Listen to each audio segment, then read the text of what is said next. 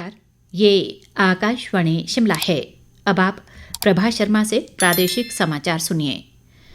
प्रदेश में भांग की खेती को कानूनी रूप देने की तैयारी है। इसके लिए राज्य सरकार द्वारा राजस्व मंत्री जगत सिंह नेगी की अध्यक्षता में एक कमेटी गठित की गई है।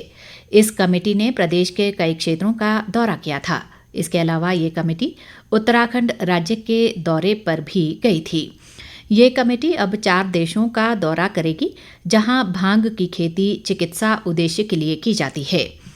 शिमला में चल रहे प्रदेश विधानसभा के मॉनसून सत्र में आज प्रश्नकाल के दौरान विधायक विपिन सिंह परमार की ओर से पूछे सवाल के जवाब में मुख्यमंत्री ने ये जानकारी दी। उन्होंने कहा कि भांग की खेती उत्तराखंड में की जाती है और इसके लिए NDPS एक्ट की धारा 14 में इसकी मंजूरी दी गई है। मुख्यमंत्री ने कहा कि चंबा, कांगड़ा, ऊना, सोलन व कुल्लू सहित अन्य जिलों में पंचायती राज संस्थानों के साथ बैठकें भी की गई हैं। सुखविंदर सिंह सुक्खू ने कहा कि भांग औषधीय उपयोग के लिए बहुत ही महत्वपूर्ण है और सरकार इसके लिए सभी कानूनी पहलुओं को भी देख रही है। नेता प्रतिपक्ष जयराम ठाकुर द्वारा पूछे गए अनुपूरक सवाल पर मुख्यमंत्री ने कहा कि भांग की खेती को कानूनी मान्यता मिलने पर ये देश सहित विदेशों में भी जाएगी। उन्होंने कहा कि सरकार इसको लेकर निर्णय लेने से पहले सभी की राय लेगी और सदन को भी अवगत करवाएगी। विधायक विपिन सिंह परमार की ओर से पूछे अनुपूरक सवाल के जवाब में मुख्यमंत्री ने कहा कि शिमला, कुल्लू, मंडी व चंबा जिलों में भांग की खेती अवैध रूप से की जाती है और पुलिस ने अवैध रूप से उगाई भांग को उखाड़ा भी है। ठेकेदारों के लंबित भुगतान के मामले को लेकर सत्ता पक्ष और विपक्ष के बीच तीखी नोकझोंक हुई। भाजपा विधायक रणधीर शर्मा ने वित्तीय वर्ष 2022-23 की अंतिम तिमाही में सरकार ने विभिन्न विभागों के बजट में कितनी कटौती की है का मदवार ब्यौरा मांगा था। इस पर मुख्यमंत्री के जवाब से असंतुष्ट विपक्ष भड़क गया और सत्ता पक्ष व विपक्षी सदस्यों के बीच तीखी नोकझोंक हुई। विधायकों ने पहले सदन में हंगामा किया और इसके बाद वे सदन से उठकर बाहर चले गए। विधानसभा अध्यक्ष कुलदीप सिंह पठानिया ने कहा कि विपक्ष का सदन से बाहर जाना गैर जरूरी है। इस दौरान मुख्यमंत्री ने नेता प्रतिपक्ष को कन्फ्यूज्ड बताया। उन्होंने कहा कि पूर्व सरकार की अंतिम तिमाही का लोक निर्माण विभाग का 171 करोड़ और जल शक्ति विभाग का 143 करोड़ खर्च नहीं हो पाया।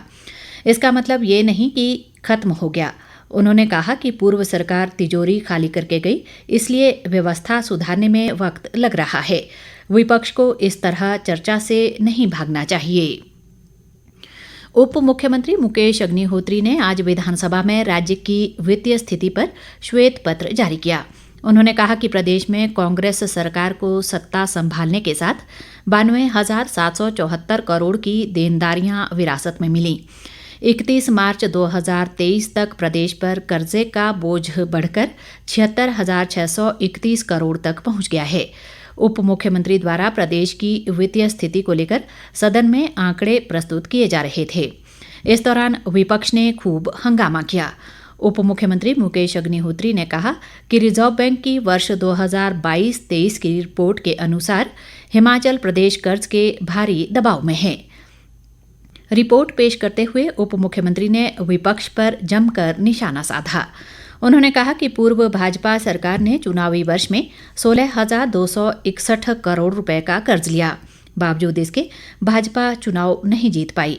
पूर्व सरकार के समय में आयोजित कार्यक्रमों अमृत महोत्सव, जनमंच, देश की आज़ादी के 75 वर्ष पूरे होने का जिक्र उप मुख्यमंत्री ने रिपोर्ट में किया और इन पर खर्च हुई राशि का ब्यौरा भी दिया। उन्होंने बताया कि अमृत महोत्सव समारोहों पर 7 करोड़ रुपए खर्च किए गए, जबकि रैलियों के लिए पथ परिवहन निगम की बसों को भेजा गया, जिसकी 8.5 करोड़ की देनदारियां अभी लंबित हैं। नेता प्रतिपक्ष जयराम ठाकुर ने सरकार पर गंभीर आरोप लगाते हुए कहा कि सरकार ने सदन में गलत जानकारी देकर गुमराह करने का प्रयास किया है। विधानसभा के बाहर पत्रकारों से बातचीत में उन्होंने कहा कि ठेकेदारों को पिछले 9 महीनों से पेमेंट नहीं की जा रही है और वे ना तो अपने मजदूरों की दिहाड़ी दे पा रहे हैं और ना ही लोन लेकर ली गई मशीनरियों की पेमेंट कर पा रहे हैं। जयराम ठाकुर ने आरोप लगाया कि पूर्व सरकार ने जो बजट अलॉट किया था वो काम नहीं करवाए और अब बजट वापस लिया जा रहा है। इसके साथ ही ये